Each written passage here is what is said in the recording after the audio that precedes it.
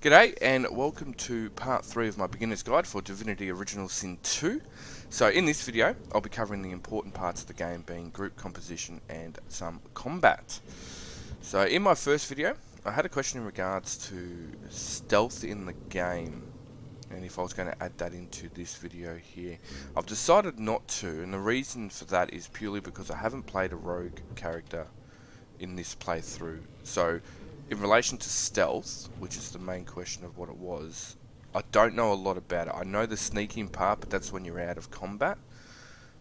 I've popped in the description below a link to a video where a guy focuses purely on stealth in the game. So I'm hoping that that will give you the information and the answers to any questions you may have regarding stealth. But I just didn't want to give anyone any misinformation or lead you on the wrong path regarding stealth. In my next playthrough though, which I'll be playing probably on Tactician or on a difficulty, I will be playing a rogue, so I will have information later on. And if you'd still like a video from myself in regards to stealth, once I've got a bit more information about it, I will let you know, and happily make a video if you want me to. So, group composition. First and foremost, I'd like to apologise to Ifam just here, who's given us the cold shoulder. I don't think Losa put out for him, so he's a little pissed about that. Anyway, group composition. I find that it's pretty important in regards to this. So, as you know, you get 3 other companions and your main character. So, with group composition, you want to have 2 physical damage dealing characters and 2 magic ones. So this will help eat away at particular armors and be able to focus a particular enemy with a lower armor. So for argument's sake, if a character has a high physical armor, so back again here, so physical armor down the bottom here, but has a low magic armor, you'd want to use your magic dealers to chip away at that magic armor because it's going to be quicker. And then, once that armor's out of the way, you'll be able to chip away at the health using the same style of fighting, so magic, to be able to chip away at the health, because I still have physical, so don't bother with the physical guys. If it's vice versa, then vice versa. Obviously, you'll get your physical guys to do that. So, each pool of armor is different for each enemy. So some enemies will have high physical, low magical, and vice versa. Some will have no physical and just magical, and vice versa again. With the group itself, I'd suggest that it needs to be probably your standard RPG kind of style group. So a tank, 2 DPSs, either be ranged or melee for one of them, and the other one being a spellcaster, and then you would also have a healer. Now keep in mind that with the game, you can have classes mix and match, no issues whatsoever. So with your healer, you wouldn't just be focusing purely on healing and armor buffing and stuff like that. You'd also want them to deal damage and support that other caster. So with mine, for argument's sake, I've got the Red Prince just here. Let's bring up the character screen. So the Red Prince here, he's got a ton of physical armor, and about half of that is and half magical armor. So he hits pretty hard. So I've put a lot of points into constitution and strength. He's also got the shield, which gives him a stack of physical and magical armor. Because as you see, with your armors, they all come with particular armor for you to add towards yours. So his shield comes with a lot. My other melee DPS is Ifan, who is my ranger. So he focuses purely on that, and he's got pretty balanced magic and physical armor. Losa, she's my healer slash DPS. So her intellect is the highest. As you can see here, she's got in her skills, she's got 13 or full points in hydro and full points in arrows. So that's her damage, because she does air. And then she also is a hydro because she does a lot of water damage, but that also increases your vitality healing as well as magic armor restoration that you may cause. So any spells, for argument's sake, armor of frost, which increases your magic armor. So that's her. She's got very low physical armor because she's not wearing a shield. and because she wears intellect based gear, it doesn't come with a lot of physical armor. As you can see here, 81, 51, 45, and that your trinkets and rings, or your neck and your rings, come with magical armor instead. When it comes to my main character, I've got her with a shield and a wand. So her shield, very big, powerful shield, gives her a lot of physical armor. So she's got a lot of magical armor and about half physical. So she's really hard to take down for the enemy, which is great because she summons things and stuff like that. So she also does a lot of physical damage as well based on her pets. So the Incarnate and the Raised Bone Widow. So with her skills, she's got quite a few in Necromancer, and she's also got a lot in Summoning.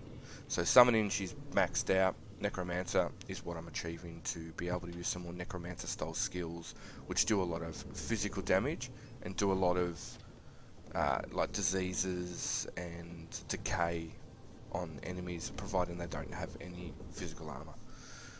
So that's group composition. I'd strongly suggest, like I said, tank, 2 DPS, 1 being physical, 1 being magical, and a healer, which would then dabble in both. So, moving on to combat. Alright, combat. Here we go. Alright, so, got my characters down here. I've reloaded into an area where I know I'm going to be getting into a fight. So, let's just bring our characters forward.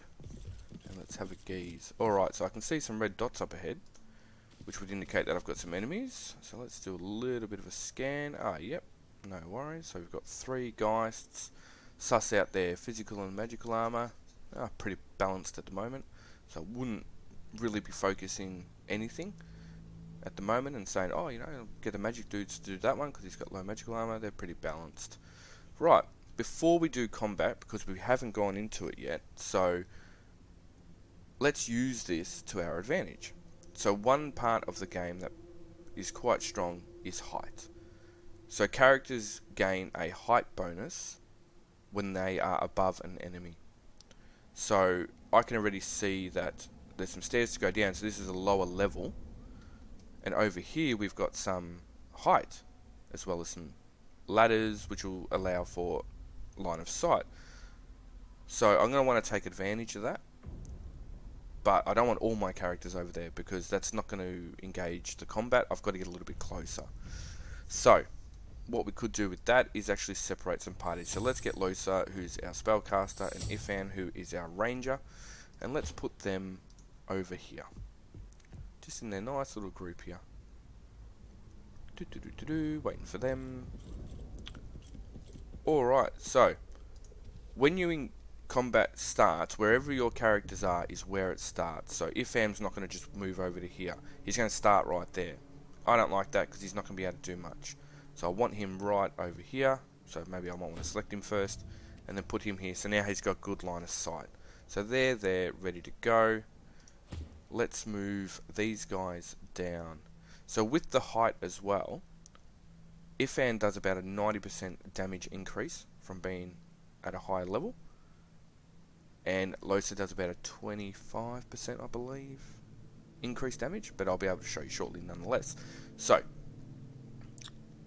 just before we start that, the other part of the game that plays a big part is elements in combat. So as you can see along the ground here, we've got oil. So if I was to put fire on that, all that oil along here, up there, everywhere, those barrels included, would explode and catch fire, which would then allow for damage over time to be fire. So, the other elements that you'll be dealing with in there as well is water. You'll get water on the ground, poison as well, with blood, oil, and ice being the other one. Ice normally is generated when, say for example, Losa does one of her ice spells, and then it freezes it. So, anything that sets chilled will pretty much do that. So you want to be able to use these to your advantage, and I'm going to show you exactly how I'm going to do that here. So I've got a lot of oil around here. These guys don't have a massive amount of magic armor, so I pretty much want to annihilate them with the oil as much as I can and do as much damage. So let's start the combat and get down here. Alright, let's go... No, not in combat yet. No worries. Let's just move a little bit closer. Let's say about here. Is that going to get us in combat? Yes, it is. So here's your fight. So, before we actually start getting anything, I'll just explain a few things. The swords here indicate that my main character is in combat. As you can see, the Red Prince, Losa, and Ifan are not in combat at this stage. They're too far away. So I'm going to want to change that, otherwise it's me versus 3. And I don't think I'll be able to survive that. So what I want to do is move eventually. So we will do that in a moment. Up the top is your turn order. So as you can see, she's got the most initiative. So therefore she's going to have her turn first. Then these guys are going to have theirs. The silver bar in the middle just indicates a new round, where it all goes back to the start again. Above your health bar just here, you've got your action points.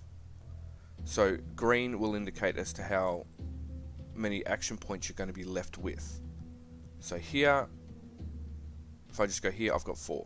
So green means 4. So if I was to end my turn here, I would have 4 in the next round. But I'm going to want to move. So here will indicate by red as to how many points I'm using. So I want to get back a little bit because I want to incorporate all these guys into the fight as well. So let's go back here. Oil will slow you, as you can see, so you use more points to get distances. So that's fine. I don't really want to do any moves at this stage. I simply want to end my turn. He's not going to do anything because he doesn't want to go through the oil. I don't know if that chair needed that, but anyway.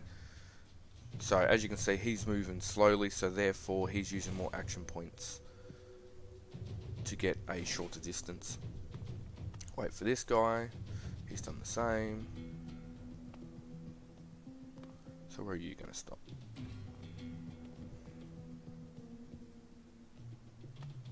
Right, so there we go. Right, you go a little bit further because he got the boost at the start. So he's in the oil. He's in the oil. You're not though. Now, just while I've got this, the red circle around him indicates an attack of opportunity. So if I was to go for this character here and get all the way to him and attack him, as I walk past this guy here, he's going to have a swing at me. So, and they don't miss. So, to do that, I don't really want to. So you'd attack this guy anyway. But that's what that red circle means. It means that he's going to have an attack of opportunity. But what I'd like to do is set fire to this oil, because that's going to blow him up and put a lot of damage over time against him, and him as well. So, without further ado, let's have a fire spell. We'll just do this one.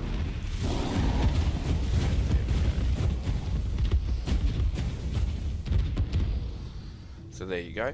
So it actually got that guy as well because the oil spilt over to him. So that guy got hit as well, so half his magical armor's gone, half of his, and half of his as well. So, because he's magic, let's do a fire spell and put that right in the middle and get them both.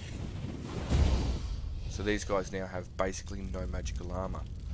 Right, let's end the turn there and I'll carry over 1 point. So see how I've got 1 action point left to go?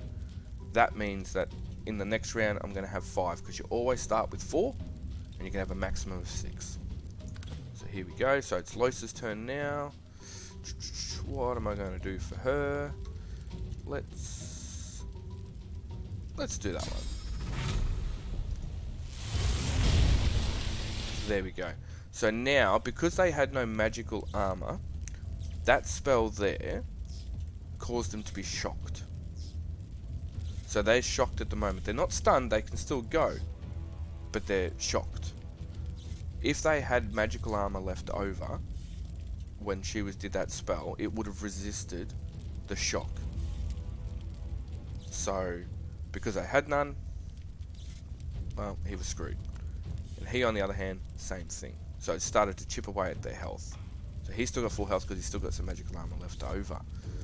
Right, Losa, anything further from you, love? No. Actually, we'll encourage, which is a little buff for all our characters. Awesome. Now it's my turn. Now with the summoner, the incarnate, when you summon it into a ground surface, it takes on that element. So if you were to summon a incarnate in water, it would have a restoration ability. But if I summon him into fire, you'll find that he becomes a fire incarnate, which then means he does fire damage spells. With a summoner very quickly, if you happen to summon anything, whether it be a totem or a pet, they always jump in directly behind you in the turn order. So, that's all well and good. I can also do totems, which are elemental, so based on the ground surface that I summon it in, depends on what kind of damage it does. If there's no surfaces or elements on the ground, then it does physical damage. But here, I want to keep chipping away at my magic armor, so let's summon him and put him in the fire somewhere. There we are. He turns into a fire one. So we'll end the turn there and carry over a point. So he has his turn. Now it's my incarnate's turn. As you can see, he's got fireball as a spell because he's a fire. So we'll put him about there and we'll see what happens. Right, so I've killed him. And now I've just got this guy left who's now burning for one turn. So as you can see, underneath their portraits there, you've got your debuffs that are on them, or buffs as well. So they'll come up underneath them. So it's going to cost me 4 action points to get to him, because it's going to cost me 2 points to get to him, and another 2 points to attack him. So I'll just go right in front of him. He's doing some cloaks and dagger, straight into the fire. Right on, buddy. Oh, he doesn't like my totem apparently. And now he wants to wail on the Red Prince. Fine. Not a problem at all. So he's got no debuff of burning. So a spell I've got here is spontaneous combustion. So I will do that on this guy here though. So that helps chip away at his health a little bit more. There we go. And then this guy here, I can't really do much. So let's do Flame Whip. Alright. So, oh, he's doing that as well. So as you can see on the left hand side here, you've got your buffs and debuffs. So the Red Prince, for example, has the Encourage already on it, so that increases all your primary stats. He's also flanked, so my dodging is reduced. He's also got Ruptured Tendons, which means I'm damaged if I move, and I'm bleeding per turn. So in the bottom right hand corner you can see the numbers, that's how long it lasts for per turn. So, Losa, what are you going to do? How much health has that guy got? No, there's the other guy. Let's have a crack at this bloke first. So he's shocked now, and I'll do a little staff of Magus. Boom, he's dead. Right, now it's Ifan turn. So as you can see when I highlight it, you can see underneath where the icon is on the enemy that it's going to cost me 2 action points. I've got a 95% chance of hitting, and the high ground bonus of 90% damage. But because Ifam is only physical, I've still got to get through that physical armor. So, if that being the case, let's do a ballistic shot. See how much that takes off. Oh, physical armor gone. Beautiful. And we will do a sky shot. Right, everyone's dead. So that there is the basics of combat with that. So next I will go into a little bit more detail in relation to spells and abilities. So be right back. Alright, combat. Here we go. So this little part here of the video is going to help you pretty much understand the basics of the combat in Divinity Original Sin 2. So the combat is turn-based. And the order is organised when you enter combat by factoring in your initiative level. So, initiative level being just here, she's at 26. You can increase your initiative level with wits, and that will help you become first in the pecking order in combat. So, let's move over to here. I've loaded an older save where I know I'm going to get into a fight. So let's move ahead a little bit, and we can see 3 red little dots or diamonds up here on the mini map. So we've got 3 Geists. We haven't entered combat at this stage, so let's suss it out a little bit. Alright, they've got pretty standard balanced magical and physical armor, and their health isn't too high, and they're level 18 as well.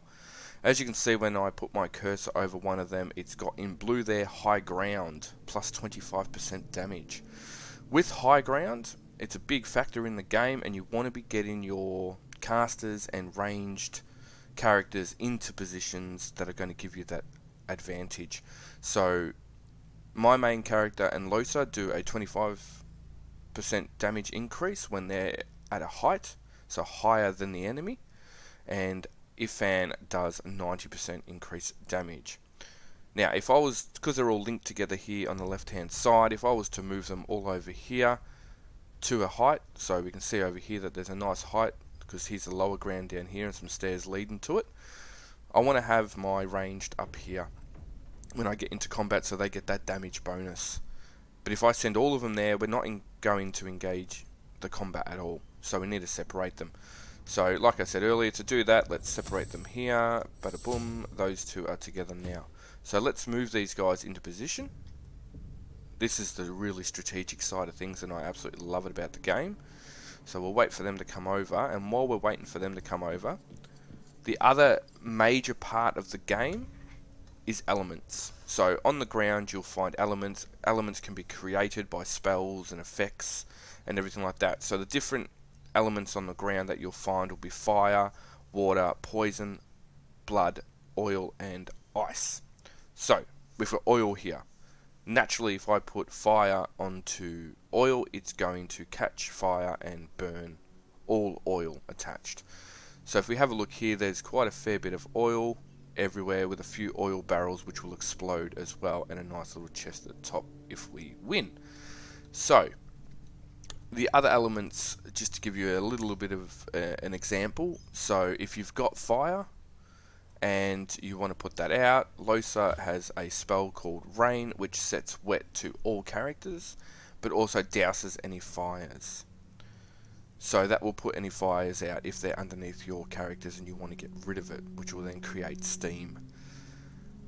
Other ones as well is if they're in water and you use a chilled effect spell, then that will cause it to be frozen. If a character is wet and they have no magic armor on them, and then you use a electrical spell, they will then become stunned, and they'll skip that turn, and sometimes they are stunned for 2 turns, 1 turn, just depends. So other ones as well would be acid, so poison. That there, if you set that on fire, will do the same chain effect, but it will also potentially poison and set on fire your enemy if they've got no magical armor. Otherwise they will resist it until they have no magical armor left. So back over here, now that they're back, I don't really like where Losa is, so let's move her just here, and because it's within a very small distance of where Ifan is, he's not going to move either. So I like where they are, so let's get into combat. So let's go downstairs with my character and the Red Prince. So we haven't engaged in combat just yet, so let's move just a little bit forward. With oil, it will slow you as well, which will cost you more action points, and I'll explain that in a second. So let's get into the combat nonetheless. Alright, still not in combat. Let's move. There we go. So now we're in combat. Here we are, ready to go. So, as you can see, you'll know you're in combat and who is in combat at the same time based on the sword in the portrait in the top left hand corner. So my main character is in combat. The Red Prince, Losa and Ifam are not, because they are too far away. So to initiate the combat, I needed to go within this distance here. Up the top here is your turns and the order in which the turns are. So my main character has the higher initiative as opposed to the Geists, so she gets to go first. The silver bar indicates a new round, so it all goes back to what it originally was before. Now, I want to get these guys incorporated in the fight. I don't want to have to move them. I like where they are. So I like that he's here and I like that they're up there, and I don't want them to move. So I'll move my character. As you can see, the circle where the mouse is, that indicates where you're going to be going. The 1 AP, needless to say, is 1 action point. It's going to cost me to go 2.1 meters. So I could go as far as out here, which will cost me 4, and that's 11.6 meters away. If you want to know how far your character can move, you can go back into your character screen, and just above initiative, is your movement. So here she can only go 2.9 because she's been slowed. So that's the penalty, is a 50% penalty. So any movements are going to cost me 50% more action points to do that. So nonetheless, let's move back over here and use our 3 points. So I want to bring them to me. I want them to come to me so I can get these guys incorporated in the fight as well. They're not magic dealers, so they're not spellcasters, they are melee. So it's going to work out really well because they're going to have to come to me before they're going to do any damage.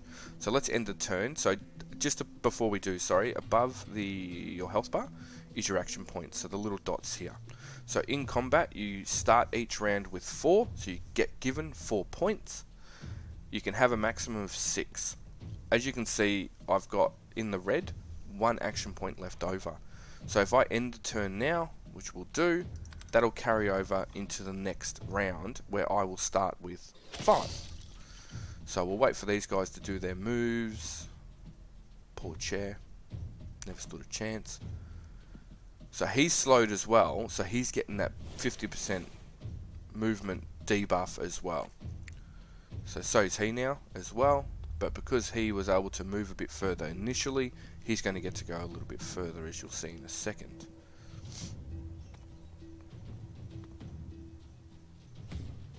So now they're in position, they've had their turns. The Red Prince, Ifan and Loisa have all been incorporated into the fight now. So one of them's come close enough to engage them guys in fights as well. The oil that I was mentioning before, as you can see, this guy's in the oil and this guy here just in the oil as well. This guy all the way over here, he's got oil on him, but he's not actually in the oil. So the fire, if I set this on fire, should move over to him as well. Now, this guy here, when I put my cursor on the other guy, you'll see a red circle goes around this guy. That red circle is called the attack of opportunity. So basically means that I'm moving too close to him, and therefore he's going to be able to have a swing at me. You can't dodge that. There is a talent to allow you the opportunity to dodge it, but at the moment none of my characters have that, so therefore I'm going to get hit. So I wouldn't really want to go for this guy, although it would have cost me 5 points anyway. This guy on the other hand would be better because I won't get any attack of opportunity against me.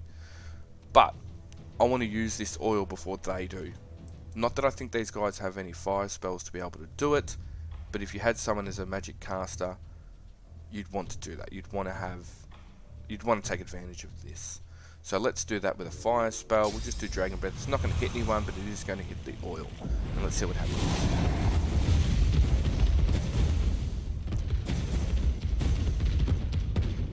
So as you may have seen on all of them, because they have magical armor, burning was resisted.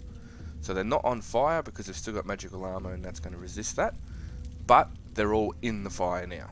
So I'm happy with that. I'm going to use a fireball spell because at this stage we're just chipping away at their magical armor because that's what we've used so far. So let's get a fireball spell just here. As you can see, the red highlighting around them means that they are going to get hit by it. If I move it away, they're not going to. Hit only him and only him. But I want to get them both. So I'll put it right in the middle of them and there we go. Again, burning blocked by magical armor. But now they've only got 164 and 171 respectively. So that's that round for him done. I've got 1 point left over. The spells I want to use, I don't particularly want to do anything with at the moment. So we'll end the turn. Now it's Ifan's. Now he only does physical damage. Obviously these guys have still got quite a fair bit of physical damage. But when I highlight him and put my cursor on this guy here, you'll see next to the little arrow symbol 100%, which stands for chance of hit. 2 attack points is what's going to cost me, and high ground, it's going to do an extra 90% damage. So he hits very hard when he's high. So whenever I'm doing a fight, my first priority is to get him into a high ground so he can really hit hard. So at this stage, let's do a bit of a ricochet. So this will hit up to 2 other characters. Hopefully it'll hit all the way to him. Let's have a look. Nah, too far away. But because of that 90% damage bonus, he hits really, really hard. Let's try this one here, which gets a... Oh, so In the yellow, path is interrupted, so there's something in my way. But for him, there's not. So let's hit him instead. So he's bleeding, and all his physical armor's gone. There's a little bit of magic left, but that's not going to help him in any way. So Losa, on the other hand, she's just going to get this guy with that spell. So how about we try this one? Now these are projectiles, so I get 2 of 3, as you see under high ground. She does a 20% damage bonus, and she gets 3 projectiles. So let's do 2 on him and 1. So he's frozen. He's just chilled. So chilled means that if I was to do rain on him, he would freeze. He, on the other hand, lucked out and got frozen straight away. That's hers done, but we will do encourage, which is a little buff for all of us. So next to our portraits, as you can see, we've got our buffs here. So encourage just increases your primary attributes. Right, now it's my summoner's turn. So a quick little rundown on summoners.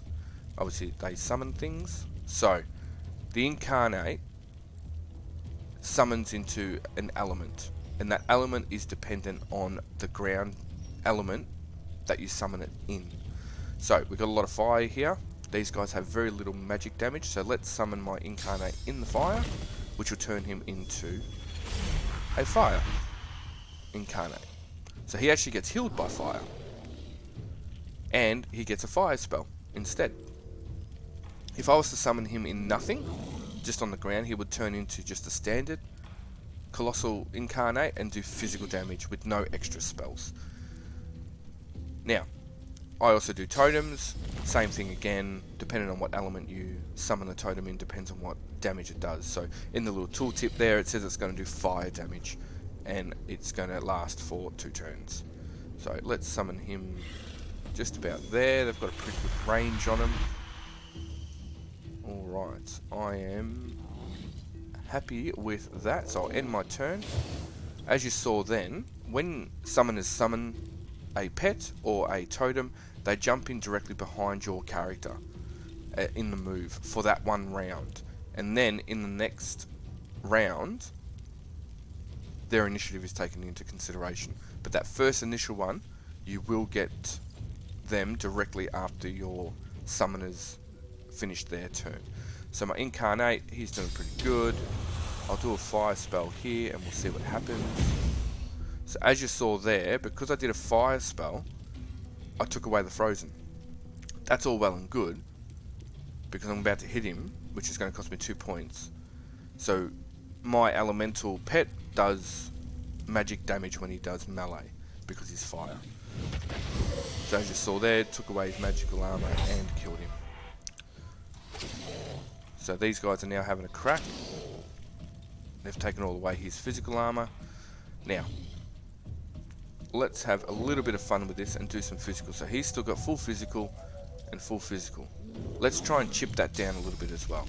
So we'll do bouncing shield, which didn't bounce because he's too far away, but nonetheless it took a big chunk out. Anyway, but how about we do...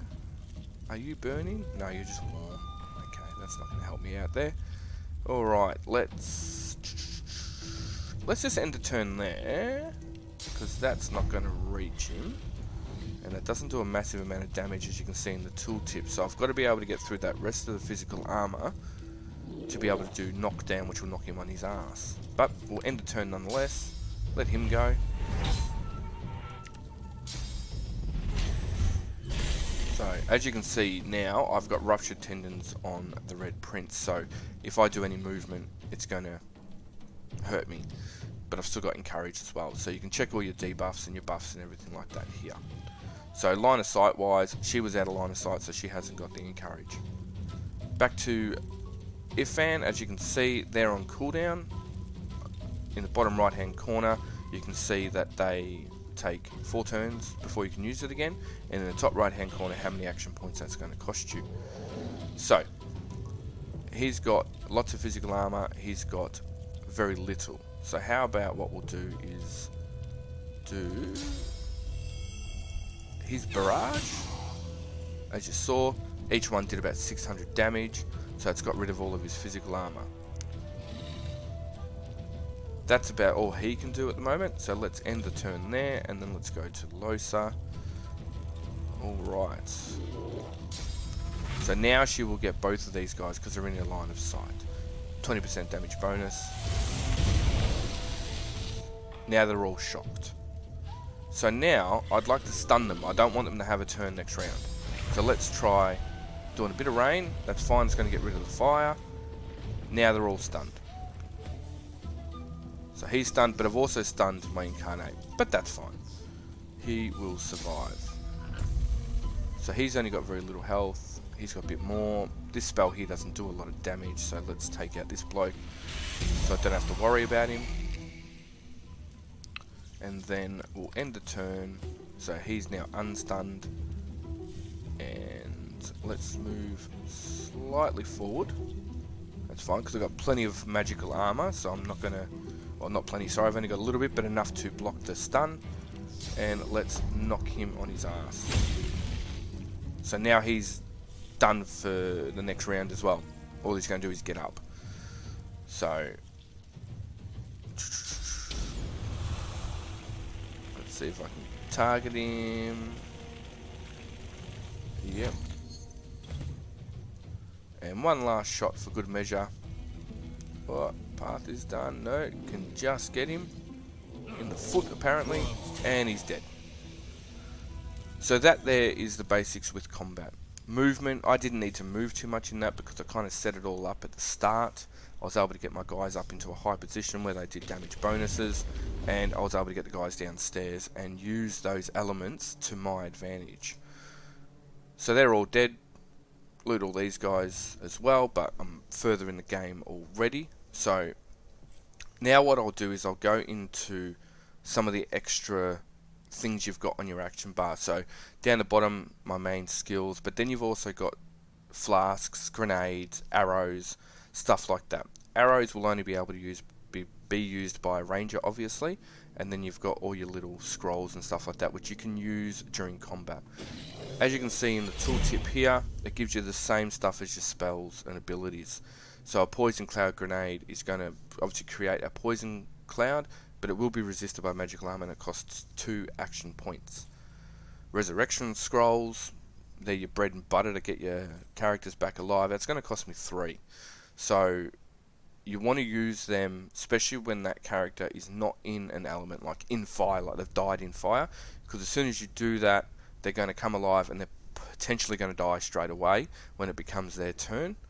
So you wanted to kind of get rid of that fire first, then bring them alive, and then try and have your heals available from your healer to smash straight onto that character to get that health back up. Otherwise, the AI's smart enough to target that person and just kill them again, and you'll just start chipping through your scrolls like there's no tomorrow.